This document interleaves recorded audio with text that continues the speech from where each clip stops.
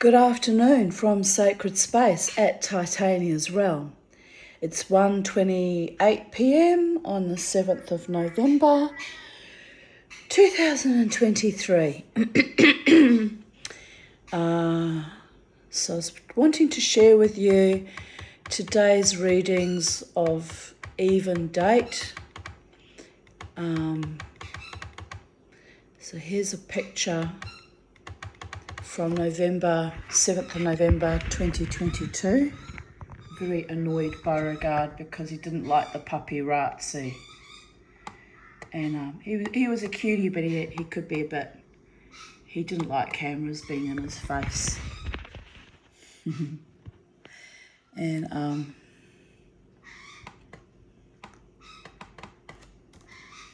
here's a photograph of that same date of a moth that decided he wanted to stay on my hand and be a pet. Big, ginormous moth woman. I used to have a phobia of moths when I was a child, so I've come a long way, overcoming many of my phobias. So there is that. 7th of November 2021. It's Sunday morning. I didn't sleep much during the night, but that is because I slept so much yesterday. I am out of bed and dressed. The same purple dress I had on yesterday, as it's still clean. Charlie has walked across the garden to come to steal my yogurt. I gave her the bowl to lick, which reminds me I need to make that homemade yogurt with a machine I bought. She is delighted and chirping triumphantly, little flecks of pink yogurt on her head. The dog is quietly scoping his domain, sniffing around, his nose vibrating and his tail adroit. He just peed on one of the passion fruit seedlings I'm growing along the fence line. It's a dog's life. I am feeling fragmented and cut to pieces like a paper doily. I've been striving to fill those empty spaces in my life picture for decades, but those holes keep gaping and forming patterns that I never intended or wanted. If you hold me up to the light, I do believe it would be like lace or some weaver's badly snarled warp and weft, but I am good at patching up the poorly structured ancestral love lines, or deluding myself that my kintsugi'd soul has been repaired and remodeled and reframed, when all along it was missing vital components to stay above the fissured rocks of cragged ages. I enjoyed my renaissance for a time, in highest hopes of finding love in strange and derelict places. At times I almost did, but the darkness and the dibble-keem of others are not my purview.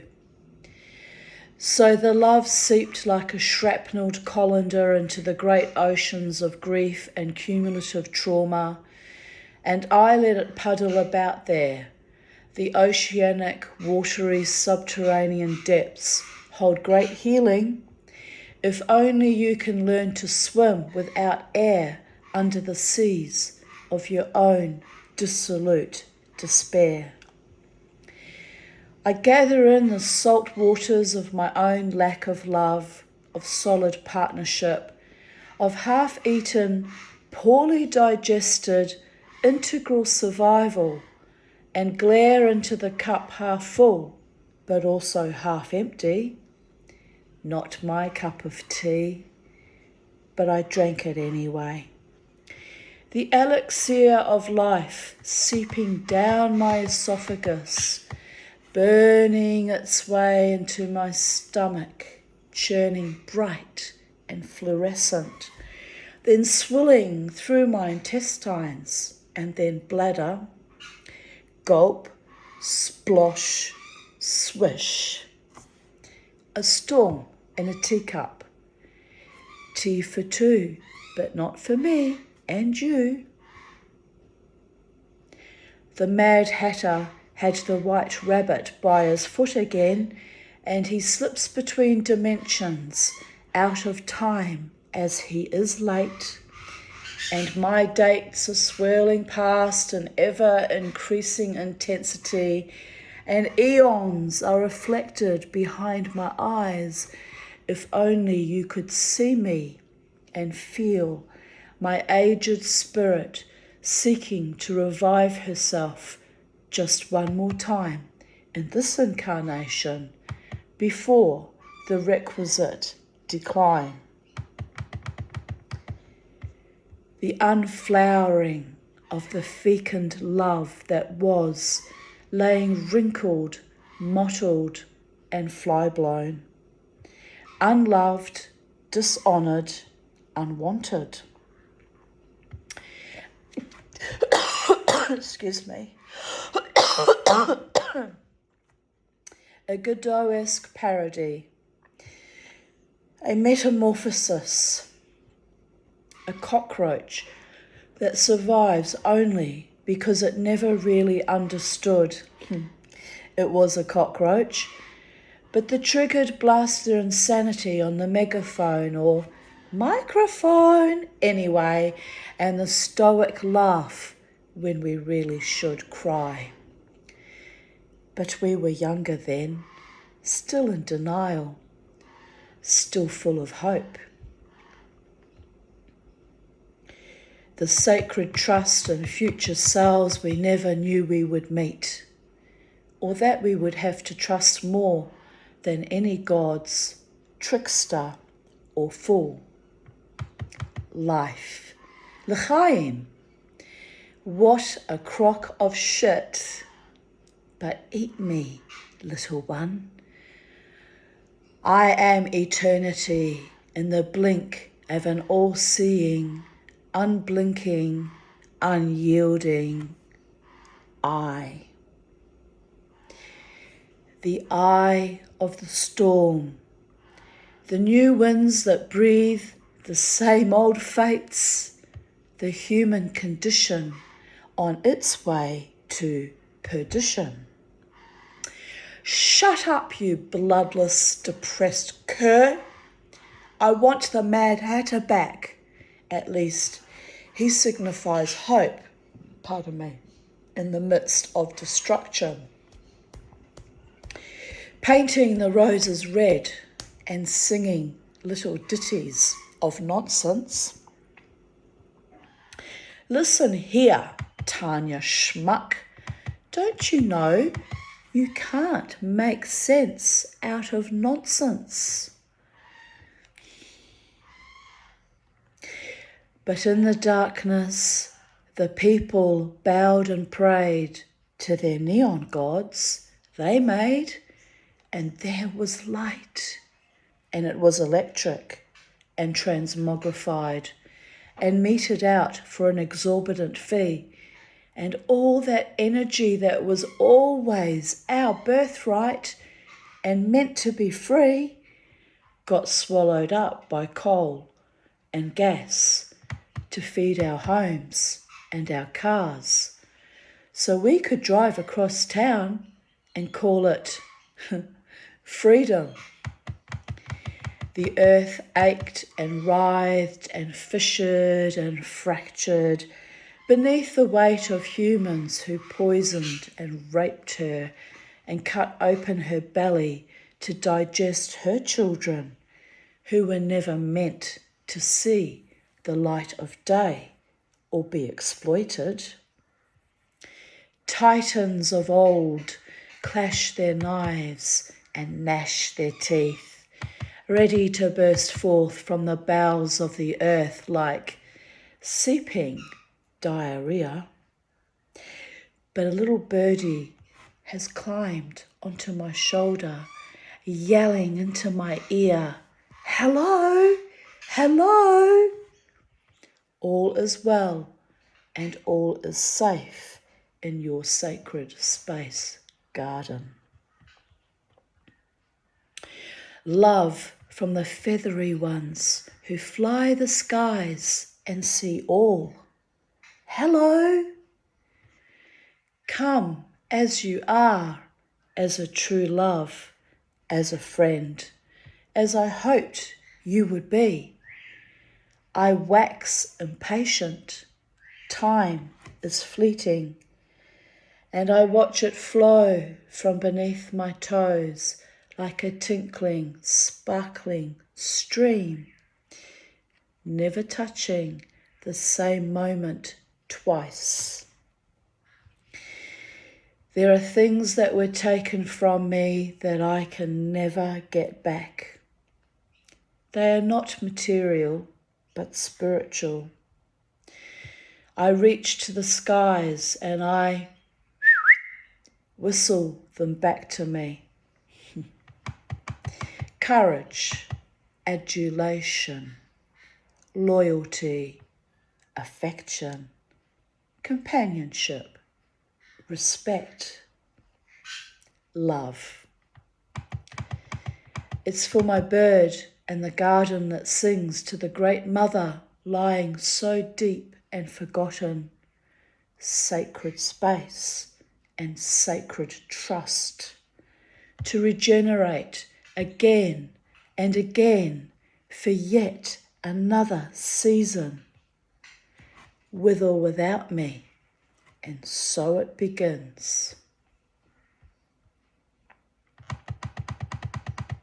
7th of November 2020, 11:11 a.m.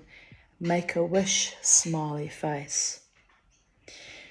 I had a long chat to my cousin Megan last night. It struck me how extraordinary we are as women and as spirits. We both had difficult childhoods, but we have blossomed into such fine, warrior goddess type women. Our ancestors have truly gifted us as much as they cursed us. The trick is to pass out the gifts amidst the intergenerational trauma and horror. Miss 5 cannot get her childhood back or fix the timelines, so I had a safer, more loving, nurturing childhood. But I can honour the path I was treaded upon, stomped down into the muck and mire, and honour the Great Spirit who lifted me up in times of great tribulation. I asked Great Spirit to light up the man destined to be my partner, so I would know his spirit in this world and or the next. And so he did. But the man was not ready, or I was not ready. So two ships slammed into each other, then limped into the oceans of humanity, apart, but still somehow connected by a love that I had blessed and gifted. I was pretty angry with my Ojibwa Maduan healer friend for a while. Our energies attracted the golden boy all right, but he had to play too many games and I grew irritated. But there are no accidents in the multiverses. I know that to be certain. Enemies came and went. Big loves manifested by the gods rose and died and left their psychic stains. My jealous God protected me from even more heartbreak, as my heart, though strong, wears thin. I have to laugh. Capricious, feckless, trickster, Heyoka spirits tweaked my love life, but it proved to me that I am the love, protection, solace I always needed. that no man can ever give that to me. I had to sling my baggage over my shoulder and carry my own emotional weight. Sometimes I laid it down and frolicked like a naive earth spirit, and that was beautiful and magical and joyous. But then I had to go home to recuperate, as my earthly hobbit body is not fit enough to cope with my spiritual undertakings in the never lands of human existence. Never on a Sunday, a Monday. Never mind. It was sublime, and I must say, a bit divine. I scared people. With my full-throttled zest and my tribal stomping jive turkey stance, I held my own ground and brooked no fools. I lost my Dave, but found a bigger love still waiting with me.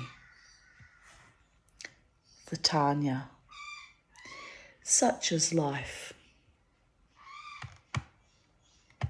1:11 a.m.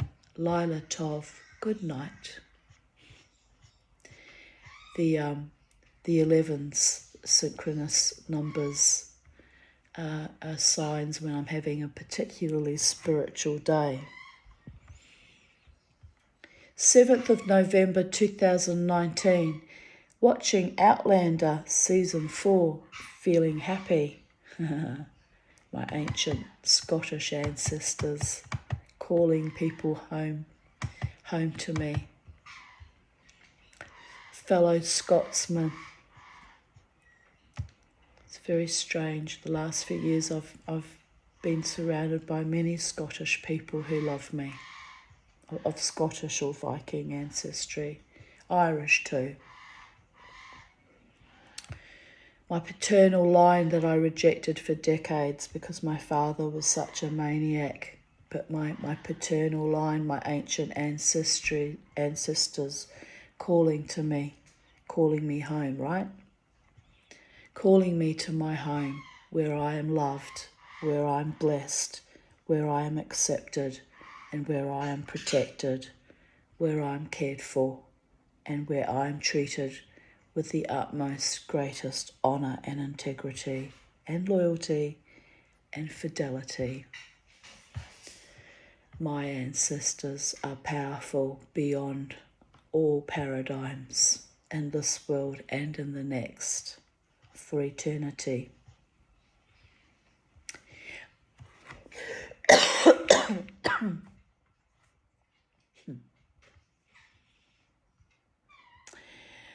Even that bloodless, evil, malevolent, dead ex-lover spirit that still tries to interfere in my life from time to time. Born and raised in Israel, was of Scottish ancestry, so you kind of have to laugh about that too. It's very, very peculiar.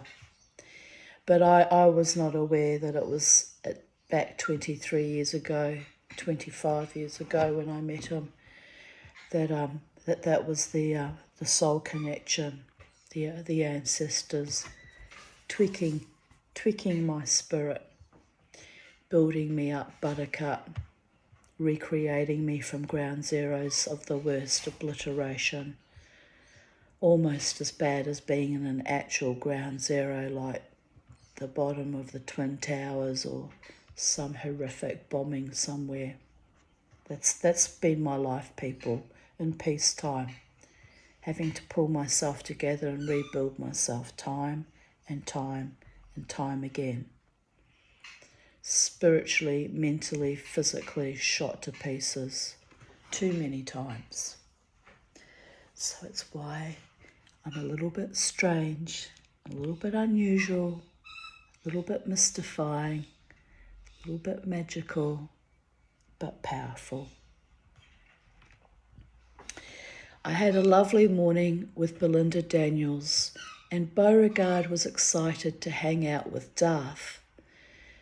Belinda gifted me some of her wedding silk to use as a background for putting silk patches on, so I have a project to work on until we next meet. Thanks, Belinda. Hugs. And I very naively and schoolgirlishly and foolishly thought that the gift of the wedding silk was a synchronicity or a sign that true love was going to manifest in my life back then in 2019. But it didn't. It didn't. But it's okay. He had to do his regular cycling around my energy, and then I had to gently ease him out, because no more suffering over a false lover. No more. Never again. Never ever again will I suffer over a false feckless lover. Life's too short, people, to give that much of your heart and energy and time away on someone false. It was a hard lesson and nearly a decade of suffering. 7th of November 2018. I'm dreading going out in the heat again to have my debrief. Don't want to move off my couch. I feel so heat exhausted. Oh well, up and at 'em. And a bit later. You know it's hot when you don't want to put on a bra, and you force yourself to put one on just to go down the shops, and all you can think of is getting back home and releasing the mounds.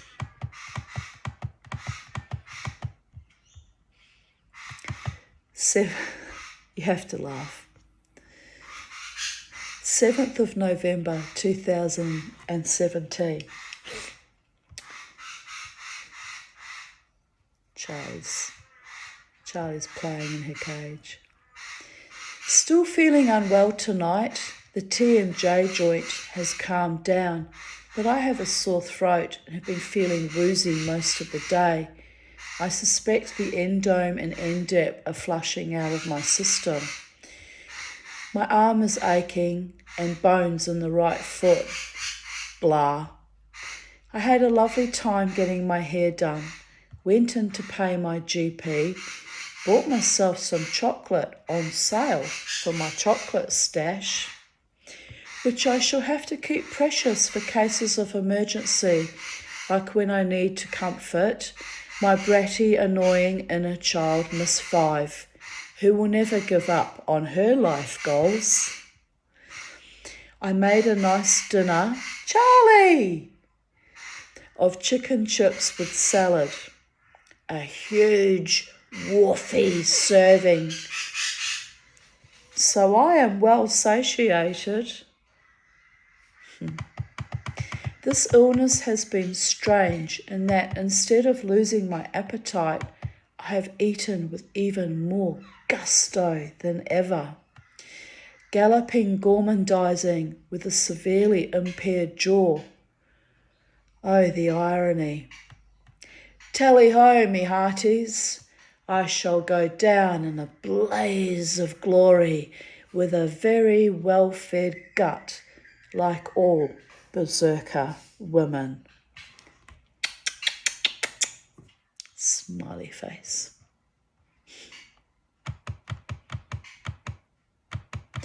7th of November 2016. Oh, this is funny, people. You'll love this. This is hilarious. Trigger warning. Genitals. Jesus.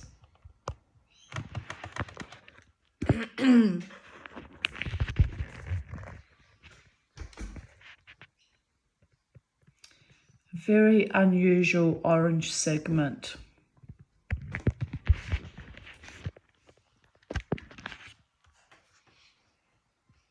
Bit fruity, innit? Bit fruity, isn't it? Oh my goodness. See profile picture. Some people see Jesus in toast. Oi, what do I get? A clitoris in an orange. I, I haven't eaten an orange in about a year. Not a fruit eater. One more reason to avoid oranges. It is another sign that the divine feminine is active in my life right now. Lol. What does it mean? I am woman, hear me roar. Oh dear. After I took the photo of my citrusy love child, I decided to remove the pip so I could eat it without feeling squeamish. That pip would not dislodge easily. Oh dear goddess. I had to push and squeeze for about a minute, feeling sweaty and bedazzled and rather amused. I got that pip. I am a woman who always achieves her goals if I am determined. No miserable scum bastard sabotages me. Oh dear goddess. Ha! So as I gleefully gloated over the exhaustive removal of the pip, I gobbled down the orange quarter.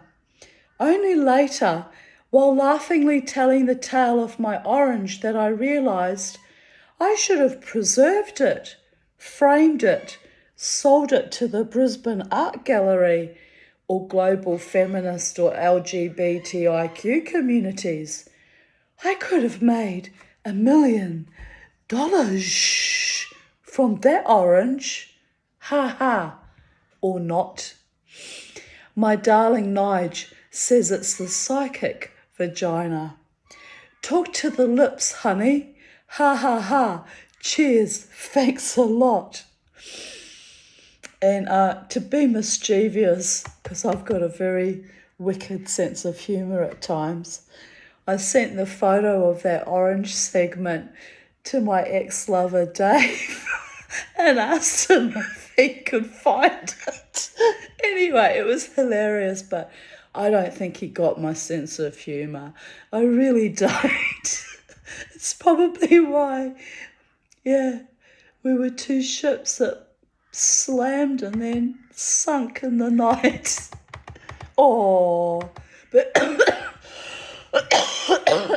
but I mean, it was hilarious. Well, to my mind, it was hilarious.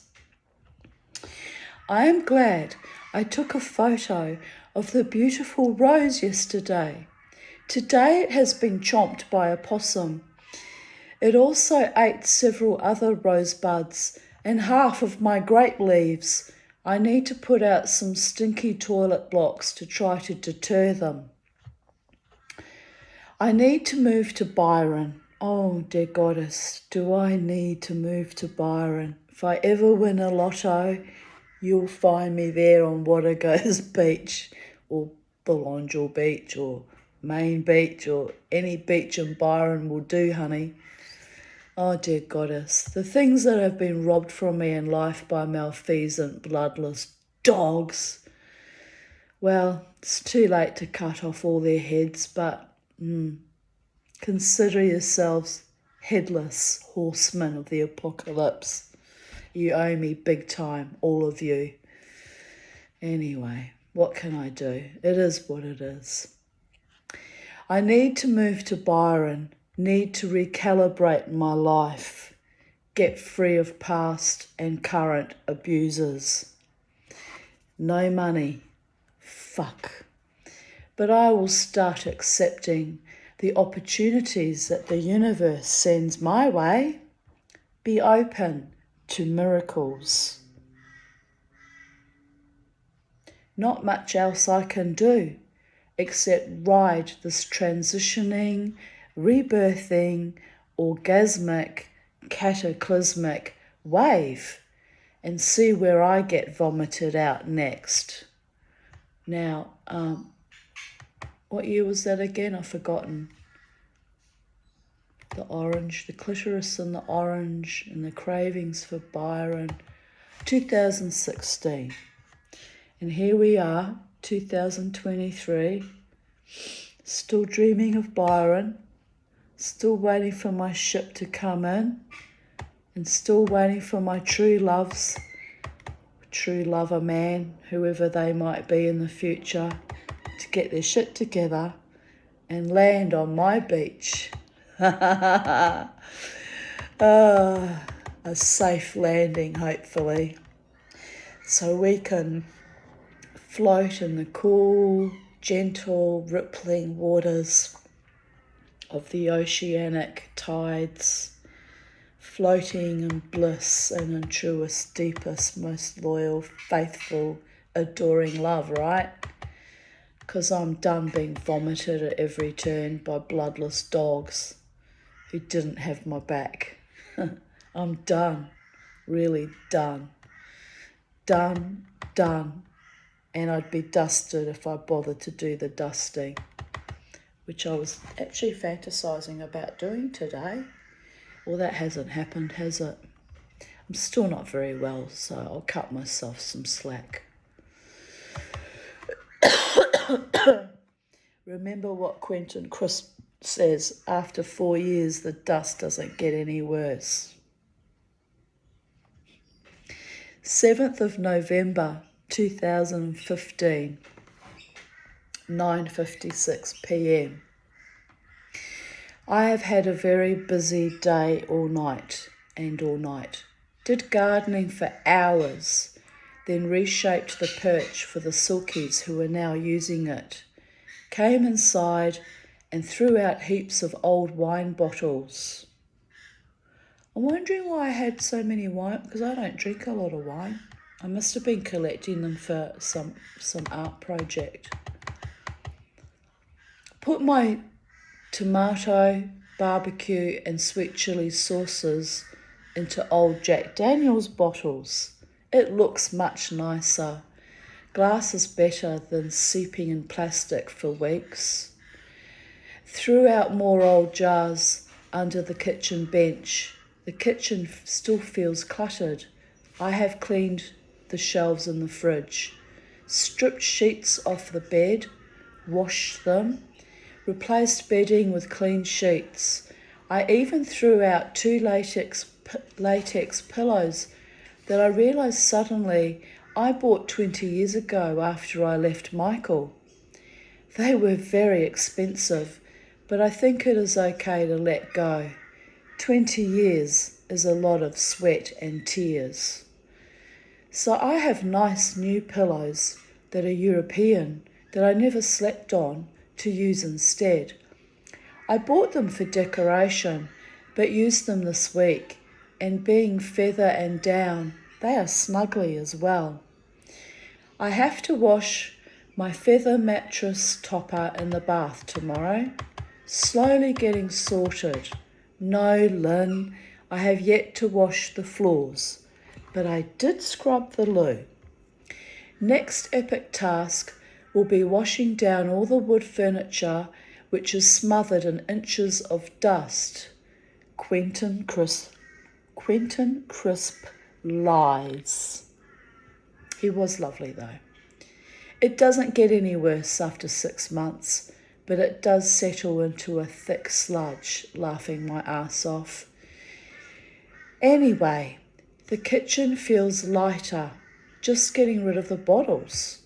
I turned the old champagne bottles into water drinking bottles. Jared brings me some at Christmas and birthdays, so I had about 6 bottles. I quickly slapped up a stir fry with tinned beans, corn, tomatoes and curry paste and hockey noodles. As I was ravenous from working all day and not eating. Actually, I'm getting a bit hungry now. I wonder if I should go down the shops and get something for dinner. Don't know if I can be bothered. I don't feel well. I've got stuff in the freezer.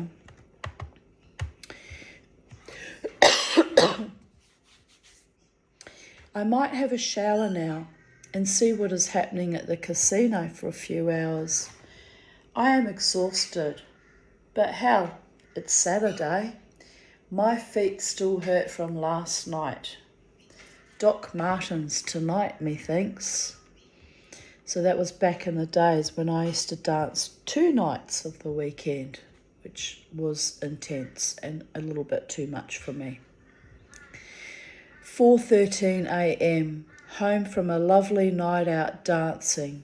Sore feet, sore ankles, sore thighs, but happy little piglet. Now soaking my tired old bones and waiting for dawn. The birds are already chirping. Happy sounds to come home to.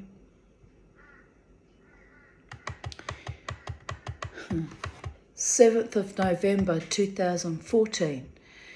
I am at the laundromat, finally cleaning my feathered doona. Oh, how I have missed it. I have just eaten spring rolls, satay noodles and a ginger beer. This meal is my breakfast, lunch and dinner as I slept till 3:45 p.m.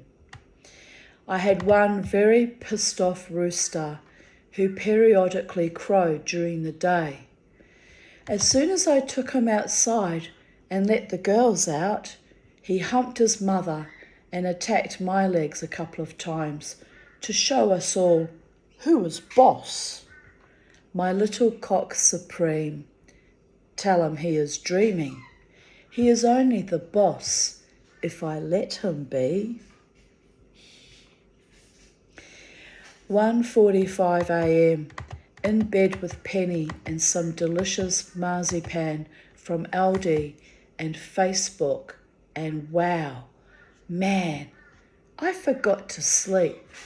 Oh, I could do with some nice marzipan now.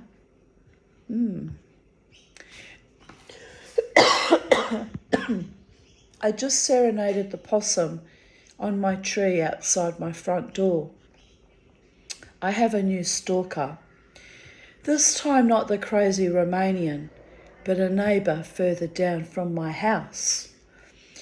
He is a smoker and has a loud emphysemic cough that I am sure he deliberately emphasises to creep me out, to show me he is watching. One day I need to buy wooden blinds for the front room. It's only been 11 years of constant floor show for the plebs. Tonight I am wearing pyjamas. That would have been a major disappointment as my white cotton nightie is see-through when backlit. Now I wonder how long my nocturnal activities have been under surveillance by the smoking man. Shmeh, why worry? I've been here so long, he's probably got a spy channel rigged up.